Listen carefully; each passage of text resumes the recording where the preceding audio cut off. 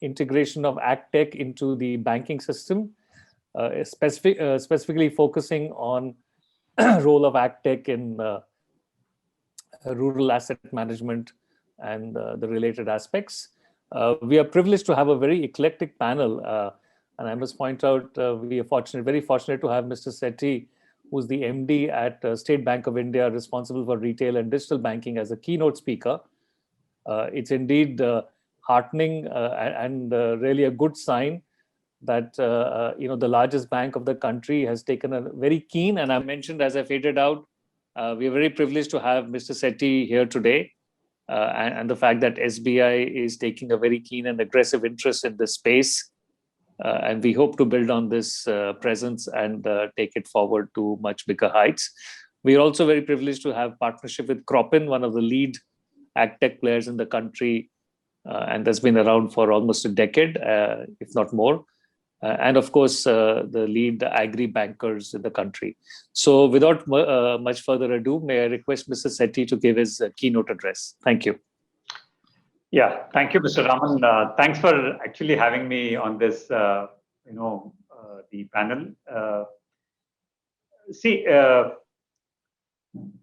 While we have been doing agri-financing for decades, I think State Bank of India was the pioneer in agri-financing.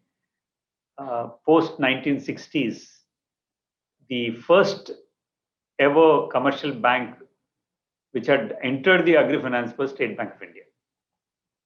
So what we have witnessed over the decades has been that the traditional lending models, what we have been adopting in the farm finance, I think they are not very effective now. There are two ways of looking at this agriculture lending. One is that you have the mandatory obligation of priority sector, which we've been doing all along. But much of this financing has gone into the crop loans. It has not gone into the investment credit. But wherever investment credit has been done by the commercial banks, unfortunately, has not been very successful. There are quite a few reasons. Of course, you can attribute to the political reasons of debt waivers and lack of information about the farmers, because most of the interaction between the farming community and the banks is episodal, occasional. They come to the bank for a crop loan. After that, neither the bank is following up with them, nor the farmer is interacting with the bank. Unlike, say, a home loan borrower, a retail customer, a personal salaried customer who has got an intense interaction and also leaves a credit history. The challenges in farm financing has been that one is you did not have the constant interaction with the borrower, number one. Number two, there has not been much credit history for the farmers to develop what is called lending models, pre-approved lending models, if I can say so. The third thing is that because of the series of debt waivers and the kind of lending which we have done only in the crop loan, many banks have not found it attractive to lend to the farmers or even farm value chain.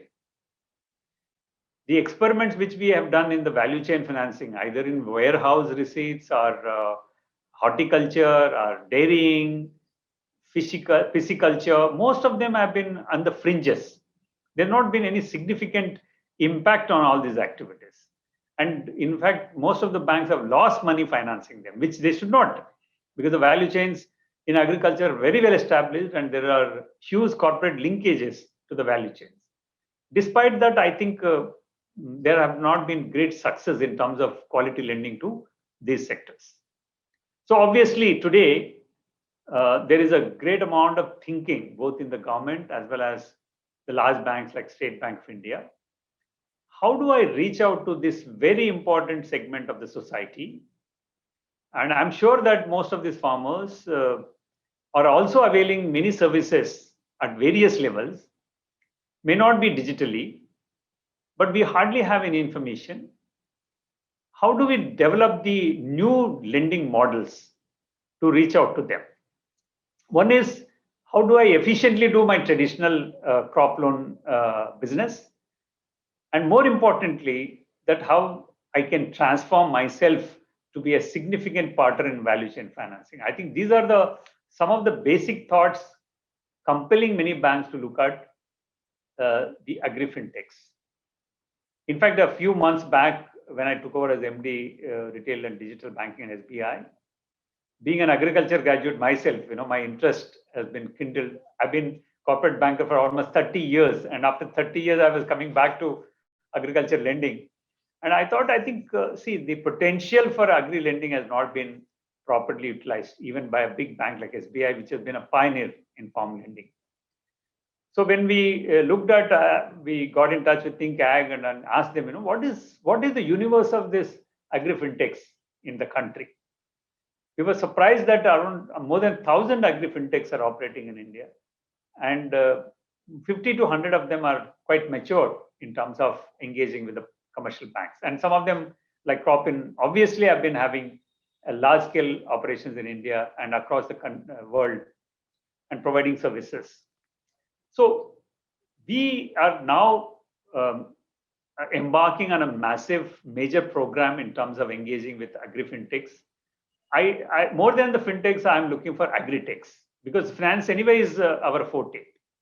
And capital available to this segment, I don't think is in any shortage, because the biggest advantage lending to the sector is that you will meet the PSL obligation, priority sector loan obligations, and as you are growing your retail book and corporate book, of course, the requirement of PSL is tremendously increasing.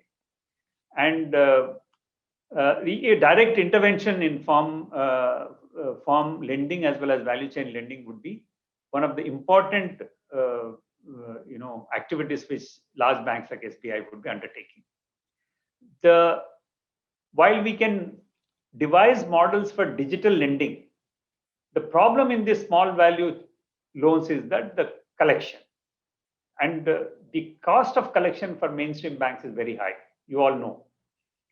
And wherever collection is not a problem, we were able to develop the digital deliveries very, very efficiently. For example, we have Yono, a mobile app, which is our flagship application.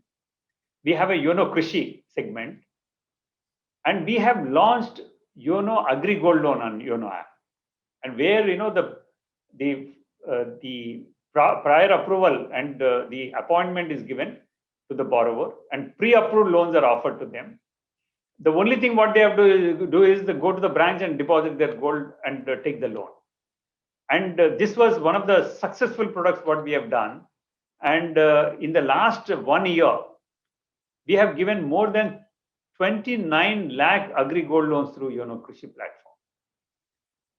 Because it did not have an element of collection, because most of these are asset backed. I mean, gold is there, and people would not like to default on a gold loan. The collection mechanism was not an issue, so we were able to deliver this digital loan very efficiently. But what are we looking at is that even if you have a digital lending capability, the physical collection is an issue. Still, I think we need to have models where we need feet on street, where the beneficiaries can be identified and the collection can be ensured.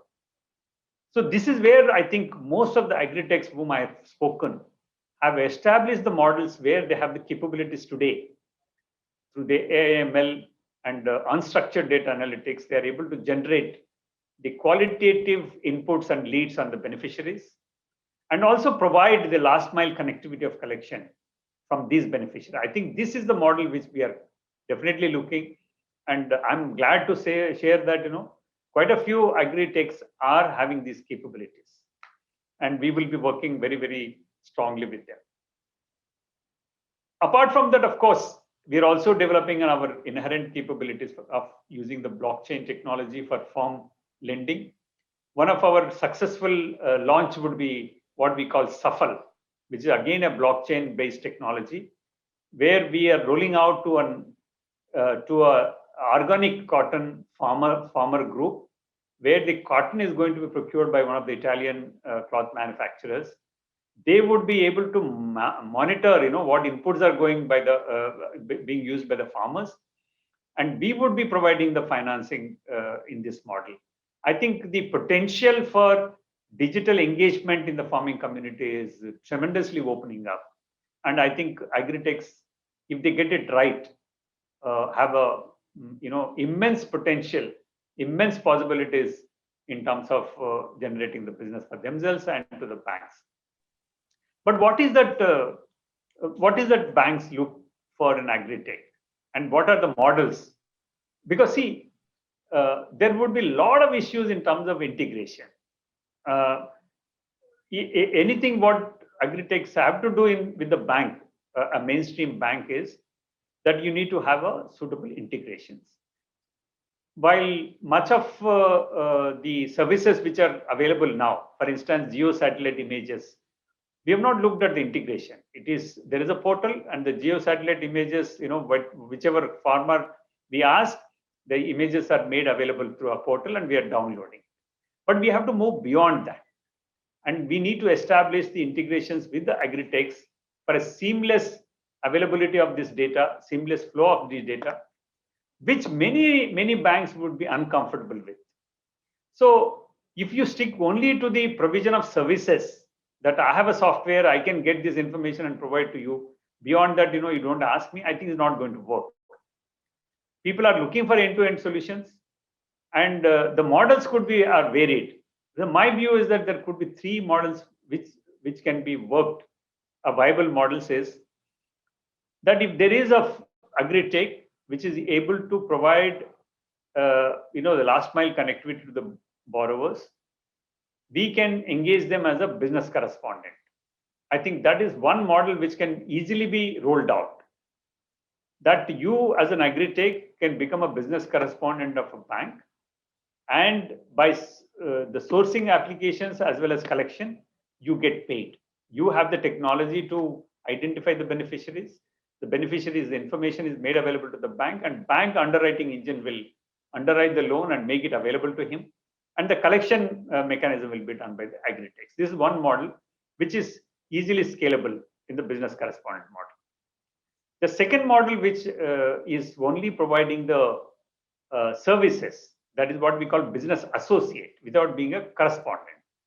That we will provide you the beneficiary details, and you do your analysis based on your data capturing and whatever structured, unstructured data which you can do. And based on the leads which are provided, you get compensated. And that business association can also extend to the collection model. The third thing is, of course, essentially integrating your platform with mine, the Yono Krishi platform, and provide not only, except the financing, everything else is done by you. The identification of the beneficiaries, underwriting, and what we call a co-lending model. That but for that co-lending model to work, you need to be an NBFC. So these are the 3-4 models which we can definitely work on. Whichever is suitable to a particular model, and of course, software as a service or a service which is being provided, like geosatellite images and all, can always be worked out. There could be several models which, depending on the agritech as well as what I'm looking for, can definitely be worked out. But what are the constraints which we are facing? One major constraint a bank like SBI faces is the scalability of agritech. Because when you are dealing with State Bank of India, it's huge numbers. Like, for example, when we rolled out our paperless agri KCC review, our annual review on our Yono platform, in a day we do 2.5 lakh loans. I don't think anybody has the capability to handle 2.5 lakh loans in a day. So the agritech, when you looking at the scalability, is a critical component. But we realize that I can't have a large scale fintech agritech which is operating across the country. Very few of them. So what we have decided that we also don't mind going to a geography based engagement with agritechs. That means, if I'm operating in Andhra Pradesh, if there are 2-3 agritechs in a particular area which are providing the services, we don't mind engaging them for the AP. So we are also reviewing our RFP models and onboarding models, that how do we ensure that a particular very good agri-tech operating in a particular area is not disqualified just because they are not pan-India. I think this is another model which we are working. We have been entrusted by the government of India to devise the models which will be adopted by all the public sector banks. So we would soon be coming out with this RFP process to onboard the agri-techs. I'm sure this evolution of agri-techs will lead to revolution in the digitization of farming. But I would also request agri-techs and who are all logged in here that there is a need for developing the models which are suitable for the rural communities. I will give you one example. Today, I don't have any scorecard for a farmer. I have a scorecard for an MSME, scorecard for a retail borrower, but today I don't have any scorecard for the farmers. So whether based on your, the database and the modeling which you are doing, whether you can develop a scorecard model. I've been asking the rating agencies also to develop on that. Most of them, I think credit information companies are currently working. For that, the lot of data which is not available in a structured manner has to be collected. And the second part is that the digitization of land records have happened. What we have been talking to the regulator RBI is that if the digitized records are available, today I am able to lend without security up to 1.6 lakh rupees. But if I am able to record my interest in the digitized records, I can take it up to 3 lakh rupees. That means, technically, my ability to lend to a farmer up to 3 lakh rupees on an unsecured, not creating a mortgage basis, goes up. So maybe agri-techs, when they're looking at models, I think they also have to take up with the regulatory agencies and the state governments and tell the state government that the banks are willing to give, why don't you allow the hypothecation or some interest recorded in the digitized records? Because my worry is that the farmer should not alienate the land. As long as he's having the ownership of the land, I don't mind continue to give the loans. The third part is that when there should not be any trust deficit. So whom you are engaging on the feet on street are very, very important. If I am engaging you for aquaculture, for instance, my ability to monitor the ponds, whether the ponds are there, the crop is there, or what is the population of that crop, is limited. So I would be solely depending on agri-tech to provide this information. But the credibility of the information is dependent on the quality of people you engage there. So please, my appeal to the agri-techs is that don't compromise on the feet on street. They are going to be the most important cogs in the wheel. Please spend some resources in developing the capacity there and the quality of manpower at the ground level. And that is going to distinguish you from from other agri-techs, and in the long term, that is going to pay you. So, Raman, with these few words, I'll stop here. I'm sure that this will help further to the panel for taking this discussion forward. From a banker's point of view, I think the time is ripe to engage with agri-techs, but agri-techs have to prove their credibility, prove their scalability, prove the dependability. I think if these elements are taken care of, I'm sure that the ecosystem is quite ready to engage with agri-techs. Thanks for this opportunity. Thank you very much, sir. Indeed, an excellent layout of the landscape and also the opportunity that exists, and you rightly pointed out the constraints in accessing that opportunity. I think there is no silver bullet. You're absolutely right. I think after the Green Revolution, we are all struggling how to make this happen in a sustainable manner. And thank you very much for the kind words about the partnership with ThinkAct. We are working in this direction, and we will support you and the entire team at SBI to take this forward and actually make it the lighthouse, as you rightly said, for the other public sector banks. I also feel that the other bankers on this panel will get a lot of fuel now to actually accelerate their so-called hidden plans, recognizing that SBI is at it and will be taking a leading role. So we look forward to action from the other bankers. And I would also point out that the AgTech players have a clear task cut out for themselves. It's not an easy road, but I think they all have been trudging. And I know Krishna has been at it for 10 years. I think there seems to be some light at the end of the tunnel. And with the leadership shown by you and the rest of the team at SBI, I think there will be a huge gateway that will be opening up soon. So we at ThinkAg are absolutely clear, and we are committed to this journey. And we'll be partnering with you and everybody else who wants to come on this bandwagon. And we believe this is a way of supporting the smallholder farmer in this country, smallholder producer, the fisherwoman, you name it. I think this is just the beginning, and we see a huge prospect in this. Thank you again, sir, for your time. And if you have the opportunity, please stay back for some of the other deliberations. Sure. I'll be there for some time, Mr. Raman, and till I get the call for the next meeting, I would like to. Okay. Thank you very much. Thank you. Thank you, sir. And with those words, I'd like to just hand over now to Jitesh. Jitesh is the Chief Revenue Officer at Cropin. He'll make a brief presentation on Cropin's platform. Over to you, Jitesh. Thank you so much, Raman. And Mr. Shetty, thank you so much for all your valuable insights. You have certainly set the context and the tone, not just for this webinar, but also in general on why it is important for us to bring in financial inclusiveness for the agriculture sector. So certainly appreciate that. And the other thing is, you rightly pointed it out, right? When you look at something as simple as a credit score, everyone who is on the call right now, from the attendees side, and hopefully most of my panelists as well, everyone has a credit score. But then when you think about this, we are all just urban folk who are contributing to a small percentage.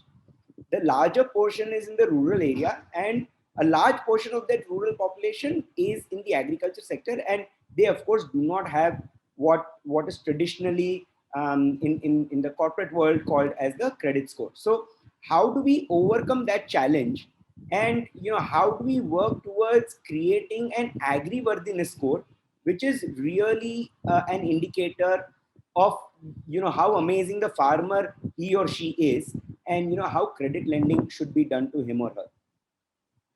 What I'm trying to showcase over here is, if you look at, and this is by the way a no-brainer, right? Like if you go to any rural household, more than 50% of the income of a rural household today comes from agriculture.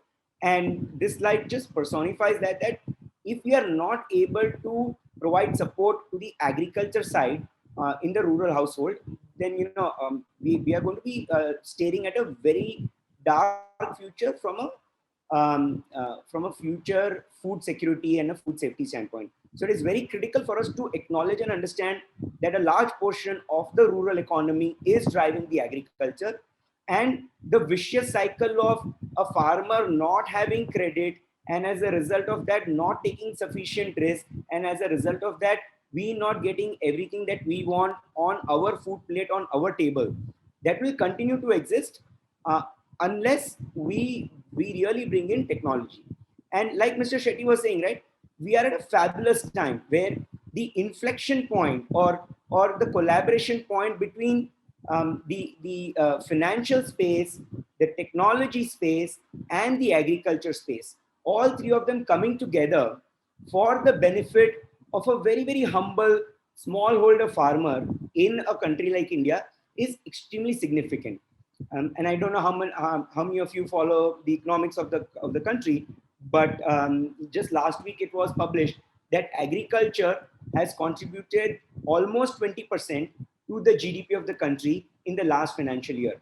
And this has been one of the highest contributions in the recent times, right? So with all the undue disadvantages that have happened due to COVID, the one silver lining has been that agriculture has again come back to the foray because of our issues on food safety and food security. So this is a very, very prominent sector.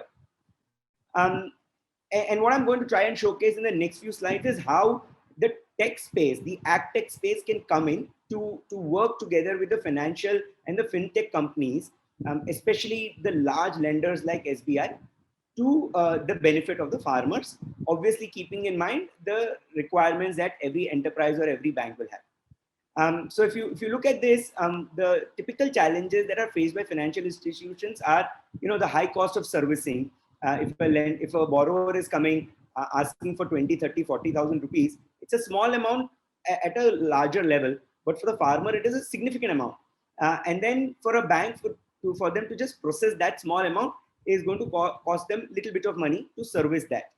Again, low ticket sizes, right? 20, 30, 40,000 rupees is not much in the grand scheme of things, but for the farmer, it is pretty significant. And of course, lack of reliable information. I mean, I think Mr. Shetty said, I also started saying, with farmers do not have a credit score. So where are you going to get your reliable information from? So putting all of this together, how can we bring in credit to the farmers without causing any delay in the loan disbursement? And as a result of that, the farmer is getting credit at the right time for the right requirements and is able to disburse this on his plot of land. From a lending process standpoint, we believe there are 4 critical areas that AgTech companies can work with large lenders like SBI. From a loan origination standpoint, we are able to provide platforms that are able to do the entire digitization of the farm and the farmer, and hence become a KYC input across the system. Second is, of course, the underwriting and the credit assessment. So again, think of it for a second. If I am a farmer and I come to you to the bank to ask money for growing watermelon for $100, you as a bank, you are able to log into the AgriTech platform. You are able to check whether the farmer has grown anything historically.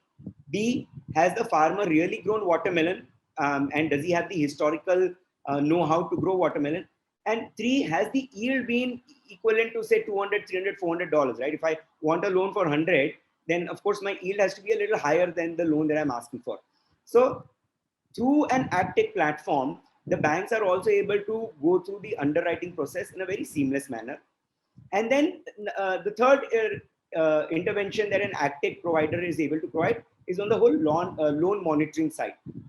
Once I have lent money to a particular person, that person becomes an asset in my books. Can I monitor that asset through the entire growing season to ensure that has the farmer took loan from me to grow a particular crop, as part of this example was watermelon. Is he really growing watermelon? Yes, no. If he is growing watermelon, then how good the growth is. If the growth is not good enough, should I bring in some agri intervention to ensure that the packaging practices are being followed and the farmer, she or he, are able to get a better yield. And then, of course, the last element is the loan recovery. And again, Mr. Shetty had mentioned, right, one of the biggest pain points that the industry today suffers is how do we recover the loan? So that's another area where we really believe that AgTech providers like Cropin have a big role to play.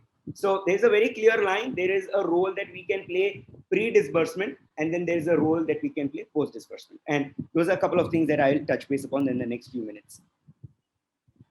From a loan origination standpoint, like I said, we are able to capture the whole digitization process and make it very, very seamless and easy for the bankers through a variety of technology and applications that AgTech companies have to offer. From an underwriting standpoint, as you can see from the screen, through the remote sensing world, so through the satellite imagery that we have access to, through the 2 trillion data sets that an AgTech company like Cropin has collected over the last 10 plus years in working with a multitude of farms and farmers, we are now able to train our AI and ML models to be able to detect what is growing at a pixel level. And the definition of a pixel for us is a 10 meter by 10 meter. And just so you know, a 1 acre farm approximately has 40 pixels, has 40 grids of 10 meter by 10 meter, right? So with that credible information and with the layering of AI and ML, we are able to detect historically what the farmer has grown and in the current season as well, what is it that he or she is growing, what is the stage of growth, how good is the yield likely to be, and when most likely will the yield take place. So these are again a variety of things that enable the underwriting team to have a view on the agri-worthiness score of the farmer and the farmland. And again, going back to the fundamental challenge, a farmer does not necessarily have a credit score. So agri-worthiness becomes the pseudo credit score, which is very, very powerful for them to be able to go and take money for all the right reasons. Again, this is typically what an agri-worthiness report or a credit credit report would look like, where we are able to tell through the variety of seasons, Rabi, Kharif, what are the crops he has grown, what has the what is the water stress that has existed, what has been the relative growth index in his own or her farm, what is the crop family that the farmer has, and as a result of all of this, ultimately what has the yield been. And again, this becomes a great value proposition, because banks are now able to assess the risk of lending to a person on a very, very real-time basis with real factual information. So again, something very powerful for our farming community. When we were talking about the various phases, here we are talking about how we can do the loan monitoring and collection. Again, very critical, right? If you think about it for a second, a farmer is extremely leveraged in today's market. A farmer typically has taken money from 3 or 4 sources. So closer to the harvest time, how are we able to provide this valuable insight to the bank? So the bank is in constant touch with the farmer. And as a consequence of that, the moment the farmer is able to harvest and go to the mandi, or as part of the new farm laws, he doesn't have to go to mandi, right? So the moment the farmer is able to sell his produce, how do we ensure that the money is coming back to the bank, and then the whole credit cycle begins again? A, and then B, from the bank side itself, right? If I have lent money to 100 plots of land, and if out of those 100 plots of land, there are few plots of land that haven't done well, then I should not waste my time, energy, effort on those plots of land who haven't done well. Rather, I should focus on the plots of land that have done well. And this is a great insight that we are able to provide to the banks, wherein they're able to focus their monitoring and, more importantly, collection/recovery. This is a quick graphical view on how an AgTech is able to improvise the journey of someone who is coming for credit. It starts with the whole underwriting process at the bank. There are a variety of steps that are taken at an AgTech level, and then ultimately the farmer is able to get his credit on time. The other thing that we are also very, very good at doing from an AgTech space standpoint is, not only are we able to do it at a farm and a farmer level, but we are also able to do it at a regional level. So a lot of times when the banks, right, both the incumbents as well as the new age banks, when they are looking at determining which area should we set up our banks, so we are able to bring the maximum impact.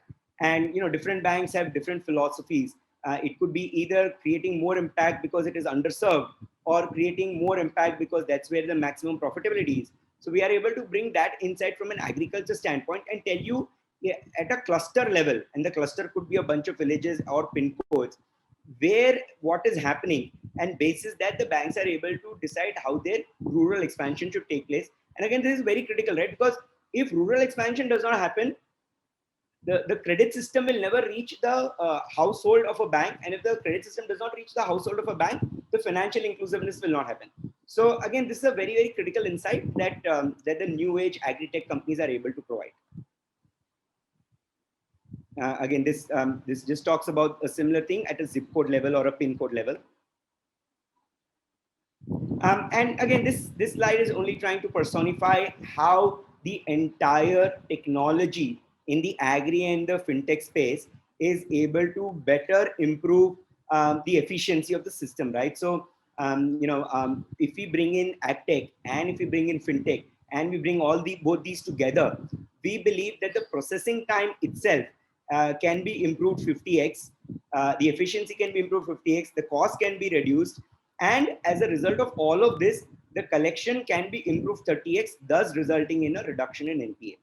So again, very, very strong proposition for the large enterprises / lenders to get into this space, continue being in this space, and supporting the farming community.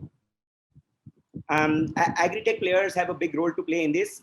In terms of all the farmers that exist on an agri-tech platform, they are extremely and highly certified because of the variety of enterprises that these farmers are a part of, and hence should become an obvious a lending prospect, and money should definitely reach to them because a lot of visibility is already available to them. And that's one area that an organization like Cropin, we can definitely bring in a lot of value to the bankers and creditors when we work with them. Some of the use cases in terms of enabling the whole lending process for smallholder farmers, there are a variety of propositions that we work with. We are also beginning to work with SBI. So hopefully next time I speak to you all, we will have SBI as the forefront in our presentation here. But until then, we work very closely with the palm oil farming community in Indonesia with Nordic Microfinance for almost 25,000 smallholders. With HDFC Bank, we are working almost across multiple states in the country where we are able to do crop detection for them, the agri lending for them, and then of course monitoring for them. Similar case with Kotak Bank as well. And with Rabo Bank, we are working with 10,000 farmers in Gujarat for mango is the season, right? So for their mango growing capabilities on how are we able to digitize that entire journey of a farmer, and then B, bring the credit to them. So these are some of the use cases. We are obviously working with a lot of use cases, but these are some of the critical use cases that we are working with the farming community in the country. And this is something that I have to talk about, in terms of the impact. And this is something that we take great pride in, right, at Cropin. Over the last 10 plus years, we've worked with 4 million farmers across 13 million acres in almost 50 plus countries, right? And as a result of this, we have collected crop signatures across almost 400 crops, across almost 10,000 varieties, servicing almost 200 plus programs and clients. Now, this becomes a very, very significant training bed for us to train our AI and ML models, which are then used and then leveraged by the credit companies, by the credit risk companies as well, to determine who the money should be lent to, how the money should be lent to, when the money should be lent to. And as a consequence of all of that, we really believe that there is a big revolution that we can bring in. And again, on the slide, you will see some of, we are present now globally in 4 different cities. And these are some of the marquee clients, both in the finance and the non-finance side that we work with. Thank you so much for listening to me. I will now hand it over back to Raman and or Hemendra. Very insightful session coming up with the panel. Thank you so much for listening to me and looking forward to some engaging conversations. Thanks, Jitesh, for a very insightful presentation on the capabilities of Cropin and what can emerge on a platform that has got such phenomenal amount of data. So we now move on to the panel discussions. I hand over to my colleague Hemendra for introducing the panel and moderating it. I know we may be running a little extra on our time, but I do hope you will stick around and enjoy the conversations and contribute to the Q&A as well. Over to you, Hemendra. Thanks. Thanks, Raman. So we'll get started with the panel discussion now, and I take this opportunity to welcome all the panelists. We have Prabhakaran S, who heads Risk, Agri and Supply Chain at RBL Bank. We have Taranveer Singh, he's the business head for rural banking at Yes Bank. Jayesh Modi, he's the head of inclusive banking at HSBC Bank. Raul Rebello, he heads rural lending and financial inclusion at Axis Bank. And last but not the least, our partners for this event, Krishna Kumar, who's the founder and CEO of Cropin. May I request all the panelists to switch on their videos if that's possible? Hi, Raul. Hi. Hi, Prabhakaran. Hi, Krishna. Hi, Hemendra. Okay, so let's get started. So let me just take 2 minutes in setting up the context. And of course, Mr. Sethi has given a very good, insightful presentation already. Jitesh has spoken on what agri-tech solutions are already available for farmer financing and value chain financing. But of course, the question remains, why agri-fintech and why now? Clearly, in terms of size of opportunity, as we see the PSL lending, which is for the current financial year is almost 16.5 lakh crore, almost $200 billion worth of opportunity in PSL for agriculture. If you top it up with value chain financing, post-harvest financing, warehouse receipt financing, there are estimates that could be in the range of $50 to $100 billion of potential opportunity. You add up ancillary industries like poultry, like dairy, then fisheries, sericulture, beekeeping. That could be another $50 to $100 billion opportunity. So we are talking of an opportunity which is somewhere in the range of $300 to $400 billion, waiting to be transformed and changed for good, right?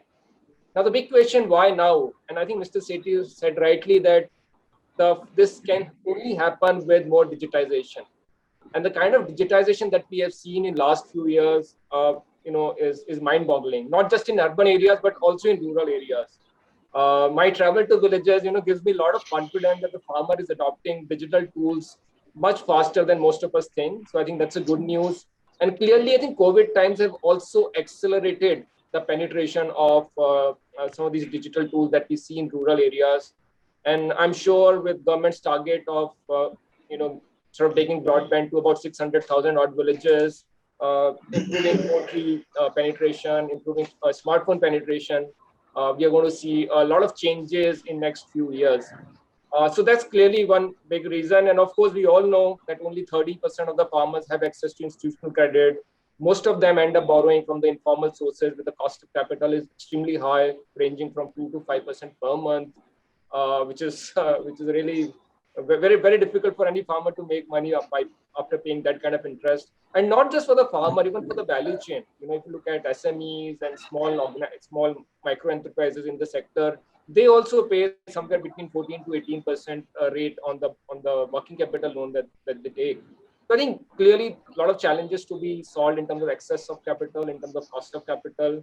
So I think that's the thesis for agri-fintech, and I believe we have a lot of opportunities now. Fortunately, the agri-tech ecosystem is maturing. We have 1,000 plus agri-tech startups, and I believe most of them will converge to financing. Even if you're into output side or in the input side or on the data side or the advisory side, the convergence will happen, and the data and financing will be the thread which will connect various components of agri-tech. So it's extremely critical and integral to agri-tech that we see in India. So with that thought, maybe let me bring in all the panelists. I think the question that I have for them, the first question is to all the bankers. What are the 2 or 3 key pain points that you see while lending to farmers and the value chain players? And where do you think agri-fintech can play a meaningful role? Maybe we can start with Jayesh. Jayesh, you have to unmute. Yeah, Mindra, thanks for posting the first question to me. Though being a foreign bank, I will have a tough answer to give to you. What we believe is, and as I think Mr. Shetty has mentioned, that the key challenge which we always see is getting the credit history, and that's something which we have not seen, partly because the entire sector, the entire agri sector is largely on cash, and to get a credit history becomes a big challenge. So I think that's the first key thing which we always see as a struggle. The second thing which is there is a risk perception. Given that time and again the farm waivers and the loan waivers come to, and this is being one of the segment which always gets into this, for a bank to take or to decide something on this becomes a big challenge. And the third thing which I can say from our side is basically the reach. Given that we just have 26 branches, we have limited in cities. For us, this becomes one of the challenge. So these are the 2 or 3 basic things which we foresee that is a challenge. How can this be overcome, and what can the agri fintech can do? I think they can, large part of this on farm waiver they cannot do anything, because that's something which is largely on the government side. But getting the data collection, and to be honest, we had started earlier to this journey, where I think the data collection, once it's been done, okay, the mapping of the credit history will give some credentials to aid. Today we have discussed that if you want to build a scorecard or you have to build anything, I think that's one thing which can be of great help. And the second thing is on the reach side, that given that if there's a technology which is being developed and which can bridge the gap between the last mile connectivity between banks like us, and to that are the 2 things which I can foresee will be of a great help to bridge this. I think that's from my side. Thanks, Jayesh. Clearly, I think we have an open challenge for all agri-tech startups to work on farmer credit scorecards. I think that's coming like a universal theme so far in this panel. Prabhakaran, can we get you in to the panel? Hi. Your Hi. views? Hi. Good afternoon, guys. I think among the panelists, I'm the only person from the risk side. All of my co-panelists are from the business side. So I have a different perspective to look at when there is a business. So I've been judged, or I have to look at how my money is going to come back, or I'm lending it for the productive purpose. The 2-3 challenges which I have is, one is the track of cash flows. So when the farmer is selling, where it is going, whom is he selling, I don't have any clue. And the second big challenge is, when I go to a farmer of 10 acres, it is all based on the history of the farmer growing certain crops in this. Suppose if there is a small tweak, instead of banana, if you grow some other normal crop, if it is instead of agri land, if it is fertile land, it has become a dry land, everything changes. And the amount is decided today. I think most of the banks decide based on something called DLTC, or the bank worked assessment model. So I think we are not doing a need-based funding. We are doing it just to meet out. Farmer is asking, say, 10 lakhs. So today, if I have to look at a farmer, small farmer growing maybe 4 or 5 acres, it should not be like not more than 5-6 lakhs. But I think I see loans given as high as 10 lakhs, and my counterparts come and demand, saying that competitors giving, we should also give it. That's the big challenge for me. So how do I monitor this cash flows? Third, I think the universal phenomena, when I lend small farmer, there is always a thread in my mind. When there is a debt waiver, what happens to my farmer? So that is one segment which is getting impacted universally as and when these election dates are announced. So I think that is one area we need the techs to help us. I think Jitesh has spoken well about the crop mapping in terms of soil suitability, whether this crop can grow in certain areas. So if we have those kind of data, definitely I think it will help us. If I get a request for a region where there's no banana grown, or there's no grapes grown, I'll be straight away able to judge that this is something which is not possible. So this is our 2-3 areas. I hand it over to my panelists. Thank you, Prabhakaran. No, clearly risk assessment, risk mitigation are very core to lending to agriculture, and I'm sure there are many tools. Maybe we can go back to Krishna and he can throw more light on it. Raul, can you come in? Your views? Yeah, sure. Thanks, Hemendra. I hope I'm audible. Yes, you are. First and foremost, thanks for inviting me, and great as usual to connect with you and all the panelists here, friends. It's good that you put these sessions together. I've also seen the participant list and I see a lot of familiar faces there. So I think just by virtue of all of us getting together, there's a lot of positive energy, and hopefully we'll kind of get even policymakers to look at the direction that we look through. So before I go to the pain points, and I know very relevant points have been put out, as in what are stumbling blocks. I'll maybe just call out what I think is working right now in the agri value chain, and from our perspective as a lender.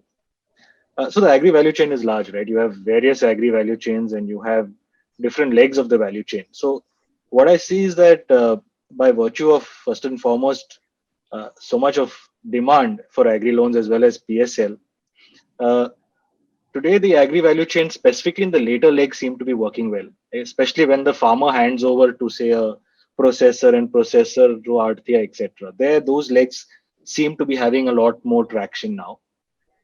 And from an Axis Bank point of view, we make certain choices, and the choices that we make here are a function of our competency and convenience. What are those agri value chains that we have developed a competency over the last few years? And I would look at the value chains of maybe dairy, cereals, cotton, rubber. These are certain value chains that we have realized that are smoother to operate in. The data sets are richer. You're able to create some scorecards around these lending in different legs of this value chain, and so we've developed a competency to lend here. Now, I did mention that it's easier to lend at certain later legs of the value chain, specifically with, say, farmer aggregators or processors and purchasers, and that's again because over a period of time, lenders like us and many other lenders have been able to develop credit models because the data sets are so much richer at the later stages, right? And the pain points are really for banks like us to go down the value chain and start financing at the real primary leg. And what are the challenges there? The challenges there are very specifically the lack of data sets, the lack of, even if you have created credit models, those credit models are definitely not working. And we had panelists speaking about the uncertainties of loan waivers, of natural calamities, etc., which play a big role in really not having banks get that that confidence to lend in this segment. The second can hold for agtechs to many that provide better insights. Definitely yes. Dairy is one segment where we've worked with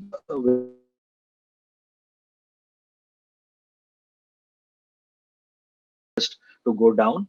It's just that confidence element and the risk models don't today work to that much precision as the models work in the upper legs of the value chain. So yes, agtech companies definitely have a huge role to play in building that confidence for lenders to jump on the bandwagon and be much more aggressive. And Raul, if I can ask, one is of course the access to data set, but also the cost of data set. Do you think, does that work right now with the kind of scale it has, or you think probably those costs are prohibitive for a bank to absorb? See, it's all a function of whether you can price in those costs, right? Now, the very fact that and you said it, that only 30 to 40% of our farmers are in the formal, are being, rendered lending through formal channels. The rest of them are actually taking in credit at such exorbitant rates.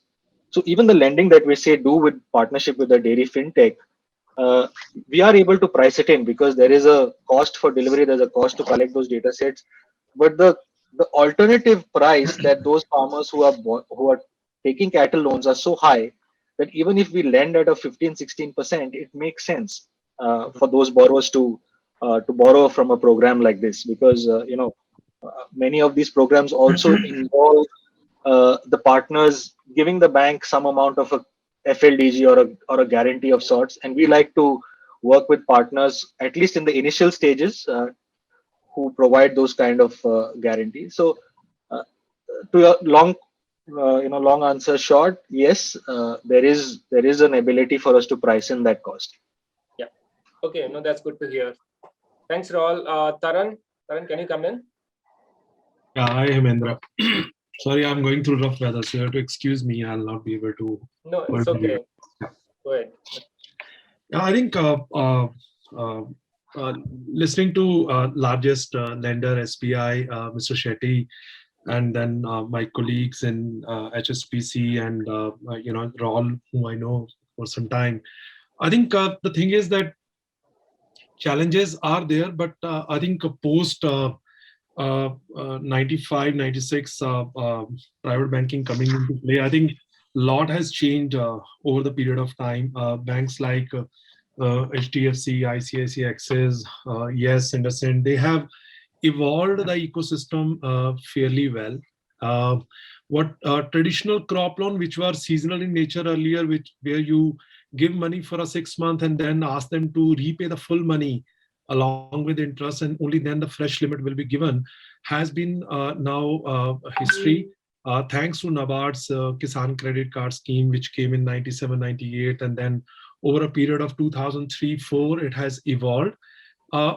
Current shape and form, I agree to the risk management side also, our colleague from RBL, there is a degree of, banks over a period of last 3-4, at least large banks have evolved in terms of what needs to be lent to farmer. Most of us are now moving from a large ticket size loans to a retail ticket size loans, which is very good for small and marginal farmers. Also, like initiatives which are happening in Axis on dairy side, we are also engaging with a lot of initiatives at our level on the supply chain side, where dairy, poultry, pisciculture, nurseries, poly houses.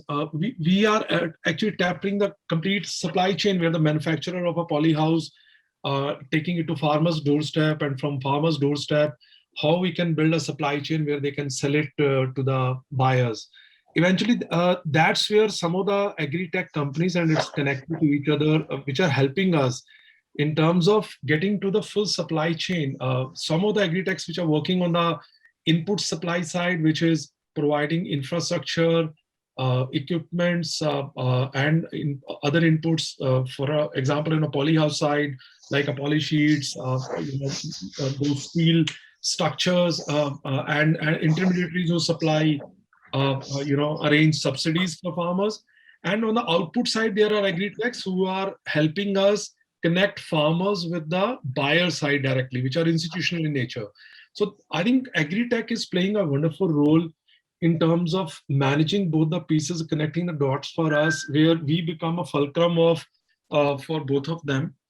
On the retail lending side, I think we are currently working with at least 3 to 4 agri-techs. Some of them are helping us in terms of providing satellite solution from a origination to a monitoring side, which is helping us big time on the saving cost, and also to monitor the portfolio really well. Some of them are helping us on the land revenue side, record side, which is whichever states where it is digital. We are taking their help to ensure that we are not lending to the ghost customers. There is a land revenue record, the village, and the land holding, along with a cropping pattern, is ensured from there. Satellite images ensure that we are lending to a piece of land against a piece of land which is cultivable, and current crops are grown, and it's good for harvest or season, how the season is performing. And also, for us, we believe that still for a market of about $300 to $400 billion, the room for agri-techs to come and play is huge. Where even to start with on the input and then connecting the farmer with the output side is going to be the key for next level of growth, because these are needs than aspiration, because that's what as a banker I believe that bank will play a role of a fulcrum, and all these agri-techs in the ecosystem of agri supply chain, be it dealing with farmers or agri allied activities like dairy, poultry, and others. We will be connecting the dots. And I remember 3-4 years back, we used to conduct these seminars in Bombay by Yes Bank, where we used to connect agri-techs with the industry like ITC or Mahindra, Shubh Labh, or others. I think thanks to you, Hemendra, for connecting the dots for us. It's a great opportunity for us to actually work with agri-tech and look at some of the opportunity which we can actually converge with our existing ecosystem and processes. No, thanks, Taran. Of course, it's all about connecting the dots, and I think banks have a huge role to play. Unless they adopt, I don't think agri-tech will grow. So I think the kind of openness and flexibility that we are witnessing now, I think it's unprecedented. And I hope that cooperation continues for some of these models to scale.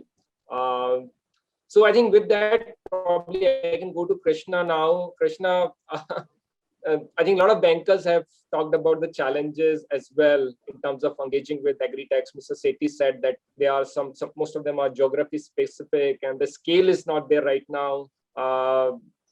You know, of course, and I think most of the agtechs are in the evolution phase. So what the role that you see for agtechs or maybe for Cropin in specific in sort of handling the challenges which bankers have talked about?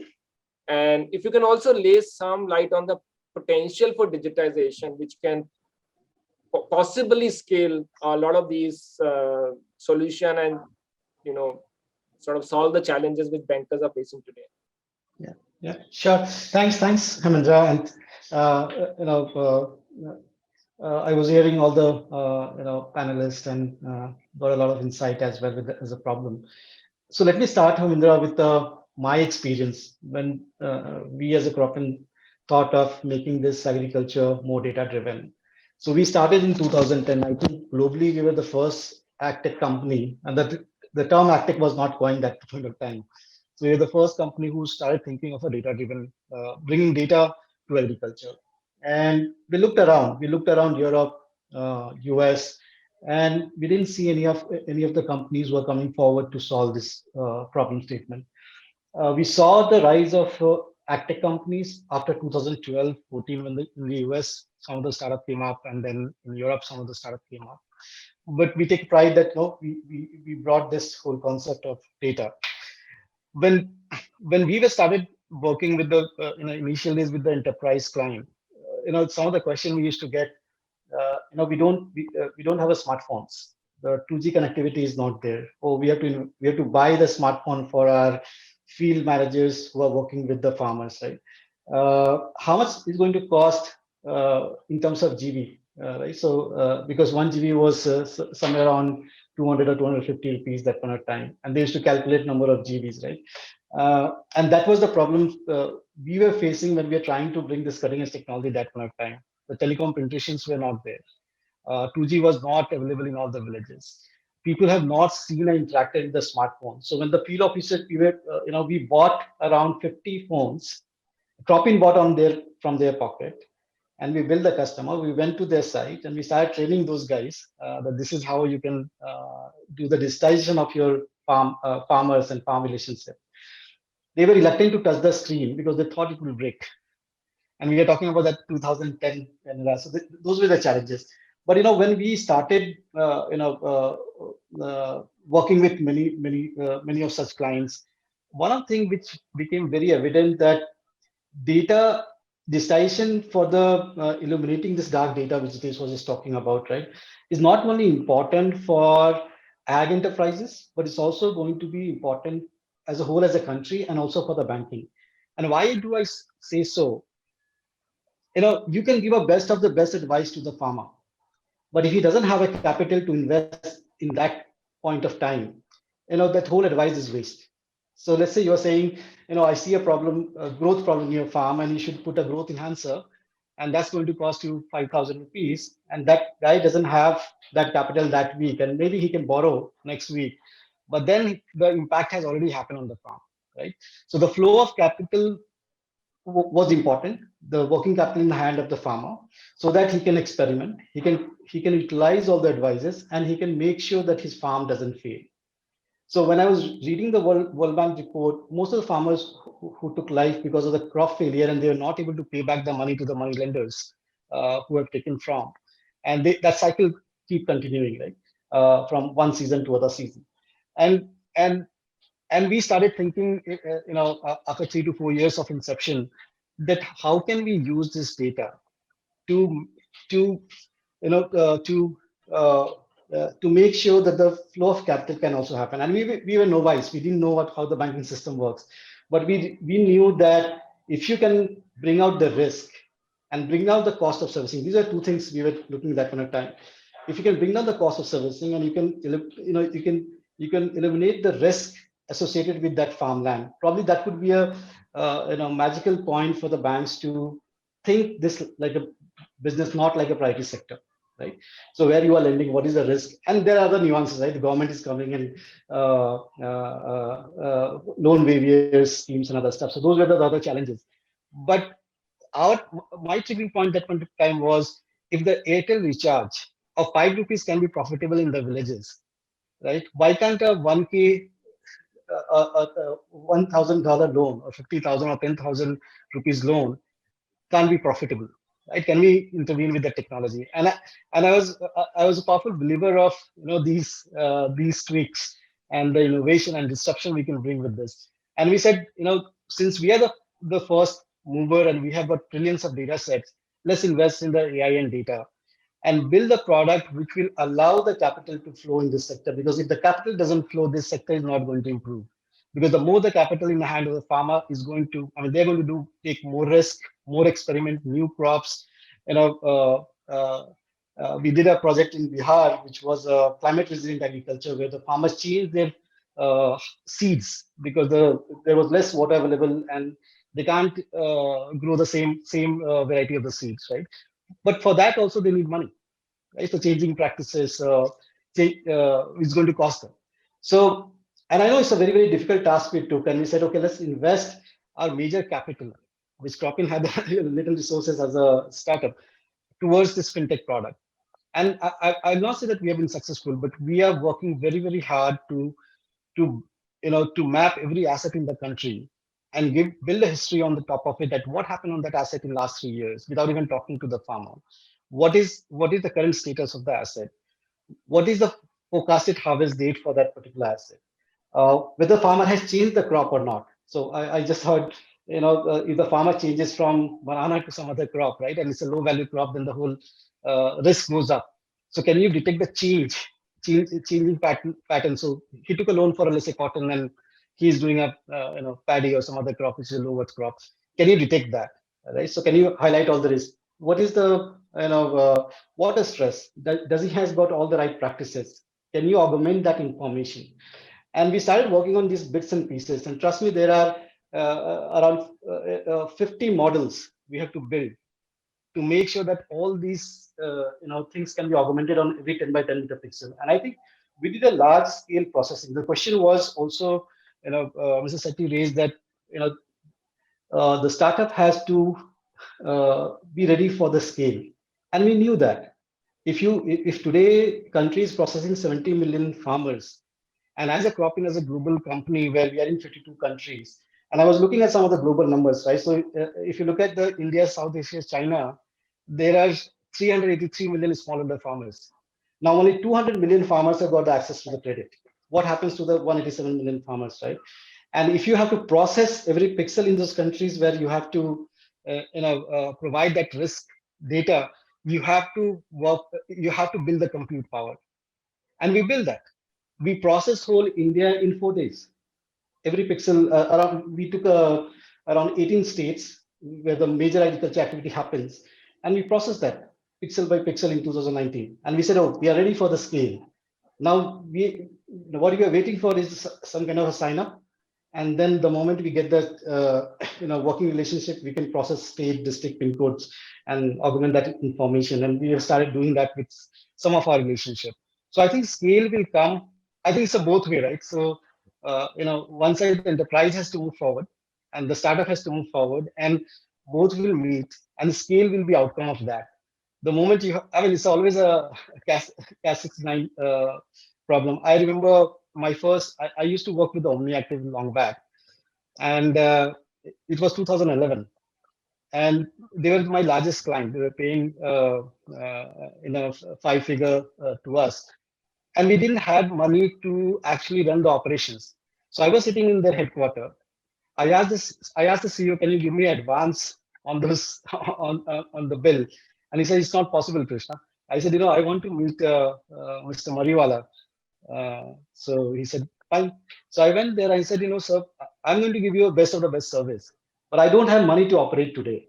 can you give me 50% advance so that I can give you the best service which I have signed up for? And you happily signed up that, and we delivered that. And today, I think those are some of the relationships we built, that today we are in 52 countries, because there's no investor to fund that AgTech and to take that risk. There's no customer who's going to pay us. Then how do you run, right? But you have to build that trust, and you have to have the trust on the company which you are dealing with. But I think the trust will bring the scale. Today, Cropin is ready for the scale. I mean, we are processing 13 million acres, and we are augmenting all this information on 13 million acres, and we did it on 3.2 million square kilometer of India, right, in 4 days. So I think there are many startups who are small in the scale. I think we have to have that trust, build that trust, let them also opportunity to deliver, and I think it will work.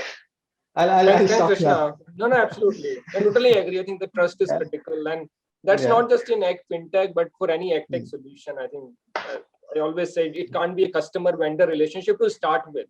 In 6 months, in 1 year, probably it can go there, but to start with, it has to be more like a partnership model where there is some room for experimentation, because the day one you can't expect an tech to deliver. So thanks for those wise words, Krishna. Maybe I can go back to Jayesh, Raul, Prabhakaran, and Taranveer. If you look at the entire loan cycle, right from farmer onboarding to KYC to linking credit to inputs, to risk assessment, risk mitigation, all the way to loan recovery. What are the elements in the loan cycle which have the potential for onboarding AgTechs? Are there any low hanging, if I can say so, in the whole loan cycle where AgTech can play a more important role? So that's my first question to you. Secondly, also on the value chains, I think Taran hinted towards pisciculture and poly houses. Are there any value chains? Raul talked about dairy. Are there any value chains which are with the readiness to adopt fintech is higher? So I think these are two questions for four of you. Anyone can come in. I think to say in value chain, I think a lot of us already working with dairy as a value chain, pisciculture as a value chain. I think these are all low-hanging fruits. If we can go to an anchor and follow the value chain model in terms of how much is poured by the farmer to the milk centers or the collection centers, and if we can evolve around a deliverable business model, that is, I think, which is low hanging fruit for AgTech companies. This can be, I think, replicated even in seed production companies. I think today a lot of companies AgTech companies are working with seed production companies. There is another scope. I think today the seed organizers are not getting the adequate input during the season, because that time I think these are all low hanging fruits, because you are just following the value chain and just capturing the funds at the right time, right perspective, and you give funds only on a need basis. So this is low-hanging fruits. And I also feel that AgTech also help in two more areas. Today, I think if you look at the central government has announced a lot of schemes, agri-infra up to 2 crore rupees for agri-value chain. They've given separate scheme for poultry, there is a separate scheme for pisciculture. So I think they also can create some kind of awareness in the value chain. And third one, which I request, I don't know, is a low-hanging fruit or it is a long-term solution. So they are dealing with multiple regions, multiple countries. So they'll know a lot of best practices adopted by farmers or regions in terms of crop cultivation. I think they can work on this, and they can do extension services to the farming community through various seed companies, poultry companies, dairy companies, aquaculture like this. So I think these are all my thought on this. No, that's right, Prabhakaran. I think seed production is one of those value chain which is closed loop. I think you rightly pointed out. I think dairy another one, because the milk collection is daily basis and you have much more liquidity than in a crop cycle where you end up looking at that bullet payments toward the end of the crop cycle. And I think another point which I think Krishna also hinted, the lending and advisory go together in this sector, and that's where I think AgTech becomes a little bit more important. It's not vanilla lending.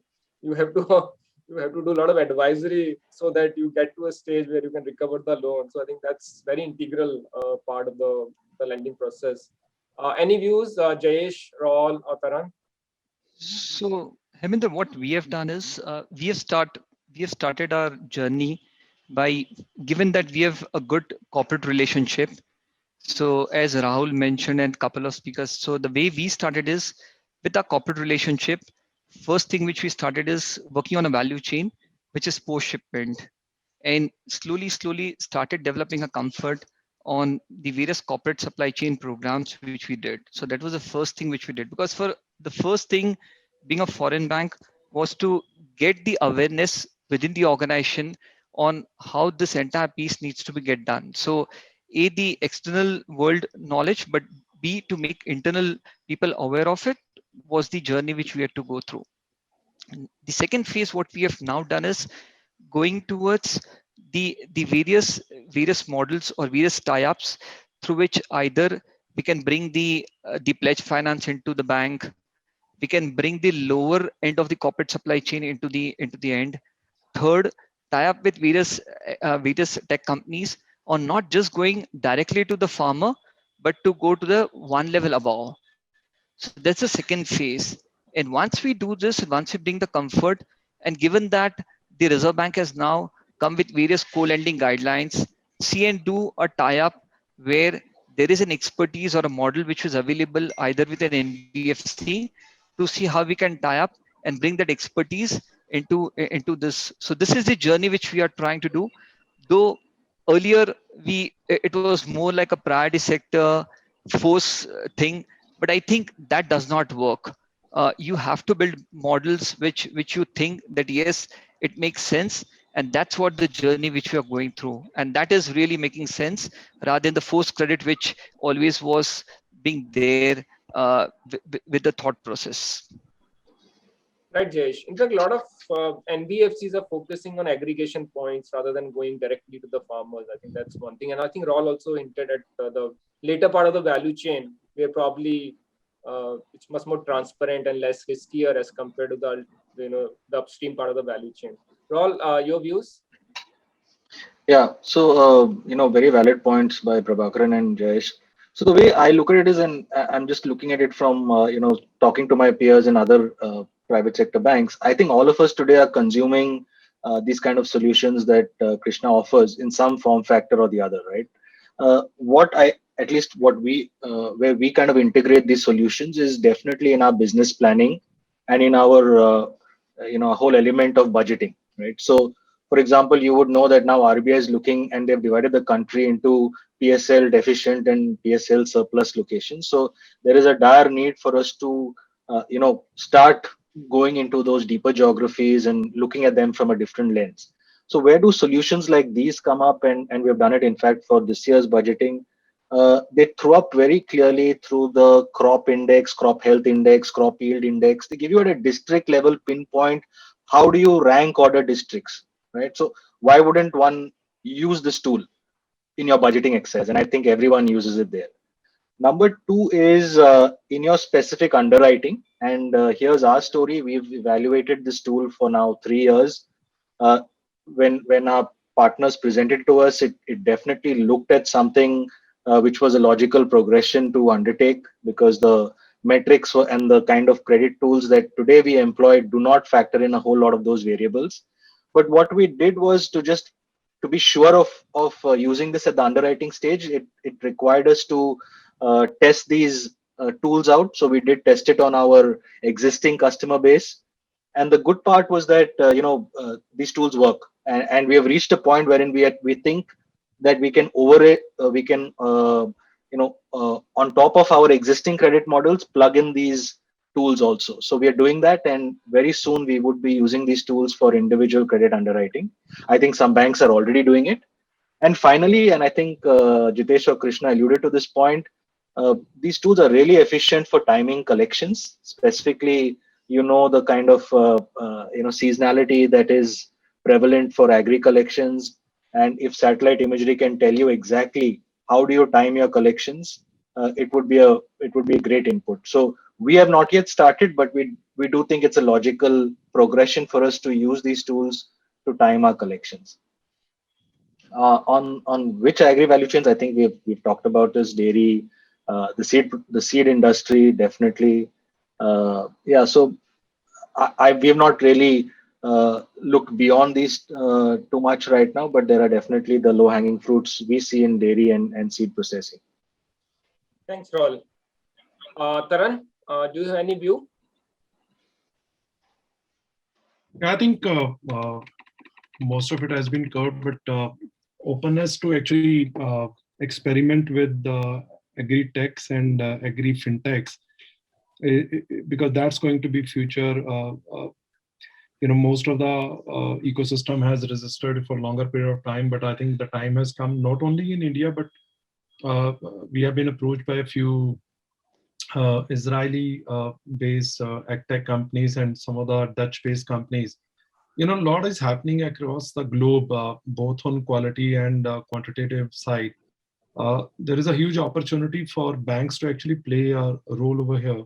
And I think for us to actually starting point is start with a small, a POC at a small geography, and then leverage that. And I buy in the point from Mr. Shetty on the SP side, the scale is a mantra, but scale eventually will come once we start engaging with the agri-techs.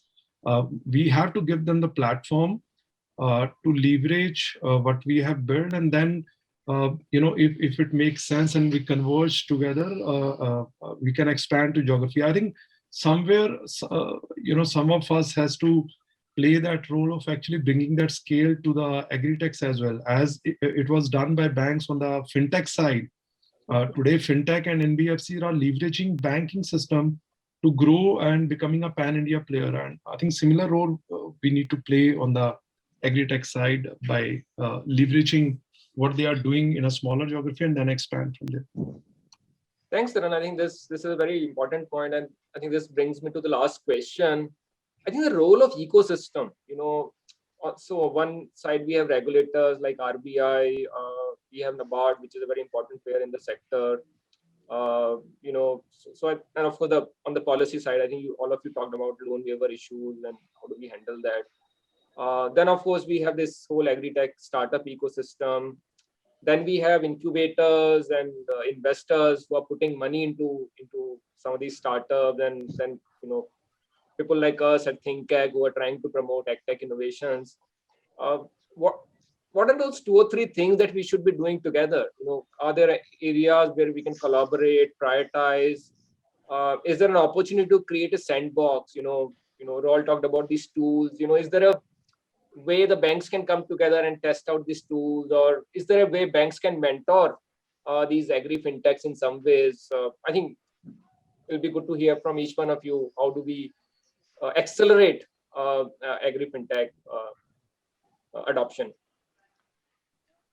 Hemant, if I go first. Yeah.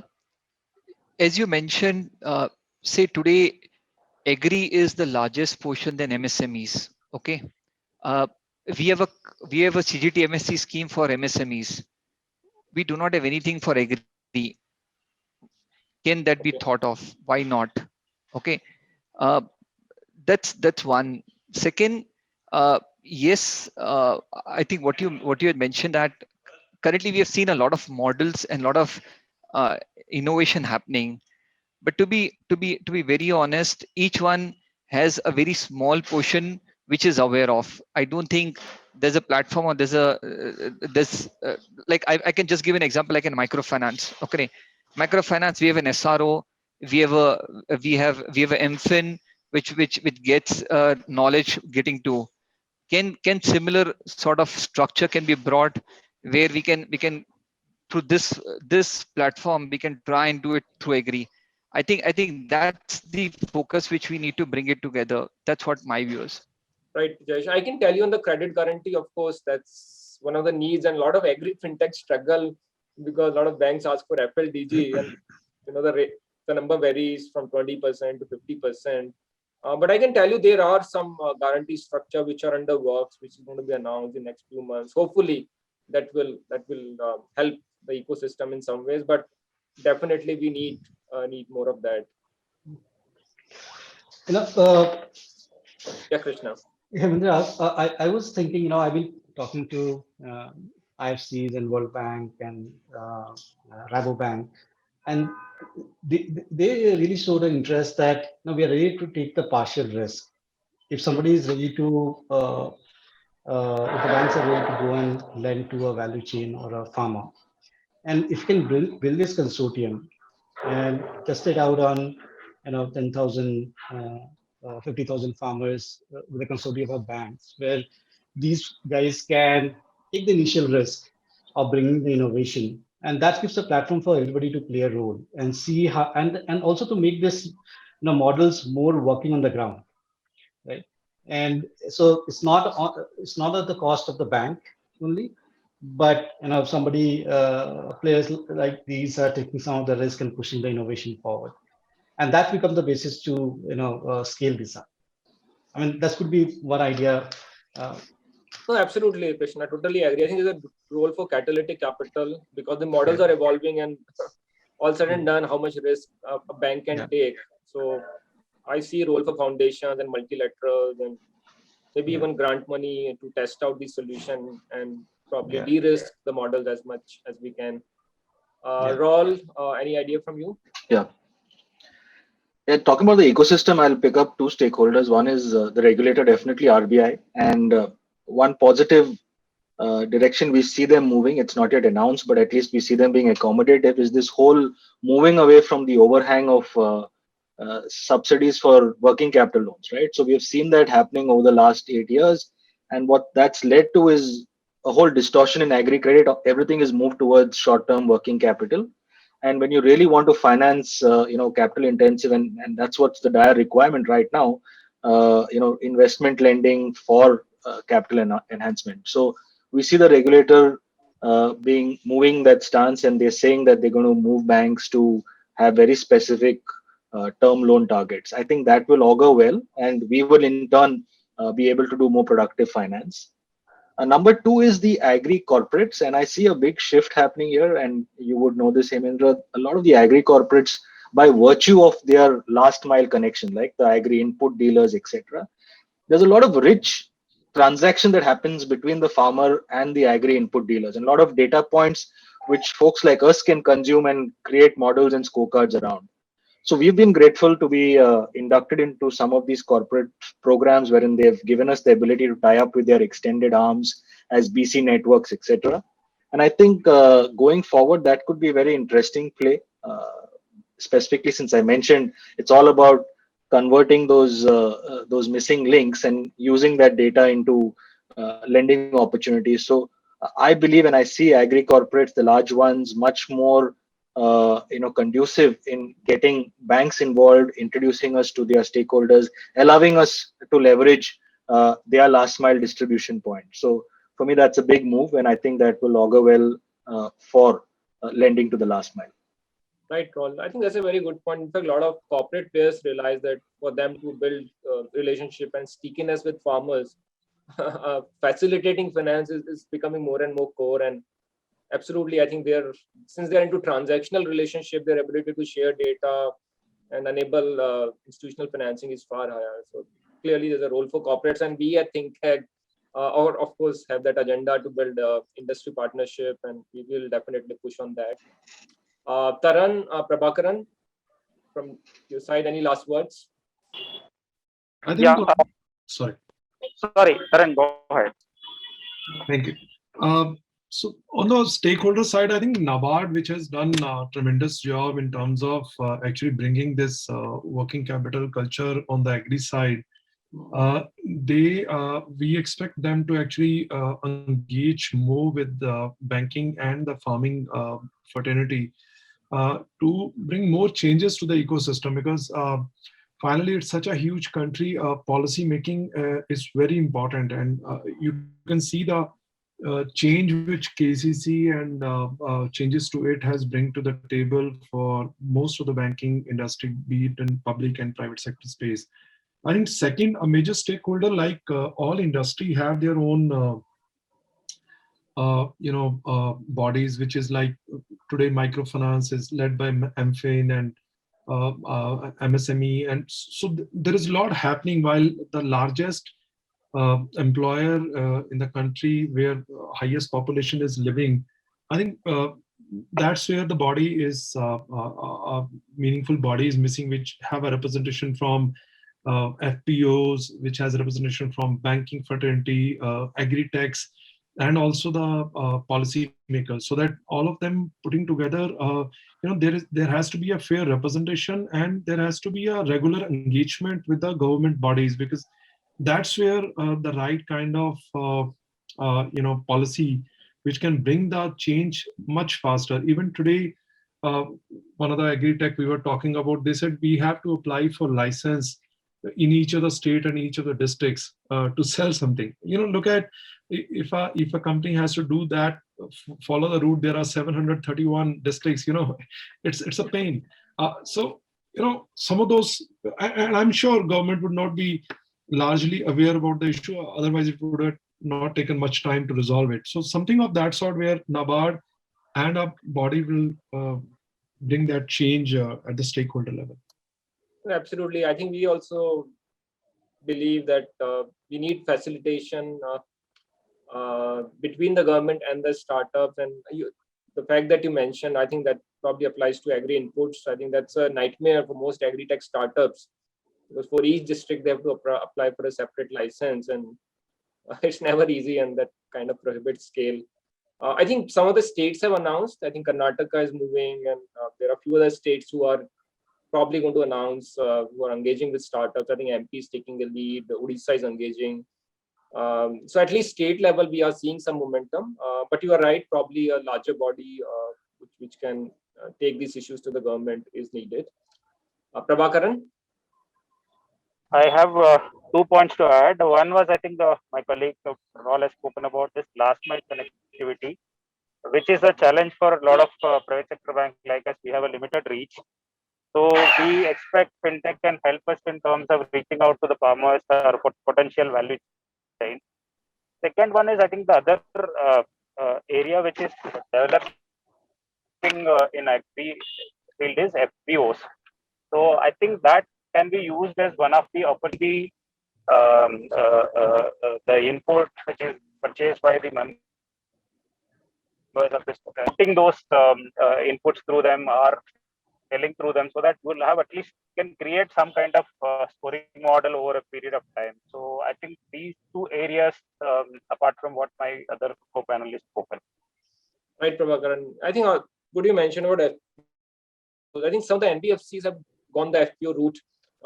Of course, we need many more FPOs. We need to create more depth there. I think both FPO ecosystem and its startup ecosystem probably at a similar stage, nascent and evolving. But you're right. I think if we get to an FPO, our ability to serve multiple hundreds and thousands of farmers is far higher, and the transaction costs come down. I think we can go on for another half an hour, but I think we are already out of time.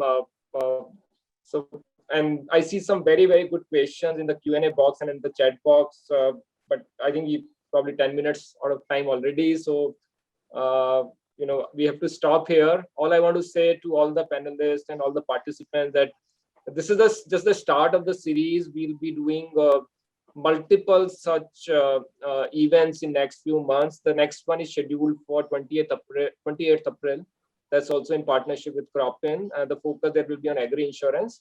And then we'll be picking some very specific areas like, which came out very strongly today, like credit scoring for farmers and risk assessment tools and ancillary value chains and industries, financing for them. So I'm sure we can definitely do half a dozen to a dozen workshop on this topic, picking up some very specific points. So please bear with us, and apologies for not taking the questions. We're really short of time. We'll probably plan a longer duration clinic next time. But I just want to thank all the panelists for some very wonderful insights. I know all of you are busy, but thanks for taking time out. And we'll definitely want to work with all of you to sort of build this engagement further between AgTech, AgFintechs, and the banks. I think that's the need of the hour. So thank you very much. And I also want to thank the Cropin team, Jyoti and Dhruv in particular, and my colleague Abhijit, who worked very, very hard in putting this conference together and stitching the various elements of it. So thanks to all of them. Raman, you have some last words? You may come in. No, actually, I mean, I think it's been a very rich discussion, and I think I would just say that people should go back to the recording on YouTube and ThinkHack website and look at the key specific areas that Mr. Sethi from SBI has pointed out. And I can tell you from a ThinkHack perspective, we are very excited about our work that we're doing with SBI, and they're going to open the floodgates in the next few months. So look up, listen to what he's saying. Of course, the bankers in the group know what is needed to be done. Once the big daddy in the room starts to act, I'm sure there'll be a lot more that will follow, and why not? And I think that's really where the opportunity lies. Maybe it's time to redo your tech strategy, look at your operating plan. But I can tell you the floodgates for AgTech FinTech integration, especially with the brick and mortar banks, are going to be open very soon. So there will be risks, there will be challenges, but no ship has sailed without being away from the port. So I think let's ride the journey and ride the waves, and let's take this forward. Thanks, Raman, and thanks Raul. Thanks Prabhakaran, Krishna, Jayesh, Raul, everyone on the call, all the panelists, Jitesh. I think Mr. Sethi has left. So thank you, everyone, and we look forward to host you again in next few weeks. Thank you very much. Bye-bye. Thanks, everyone. Bye. Thanks. Thank you for Bye. being there. Thanks. Bye.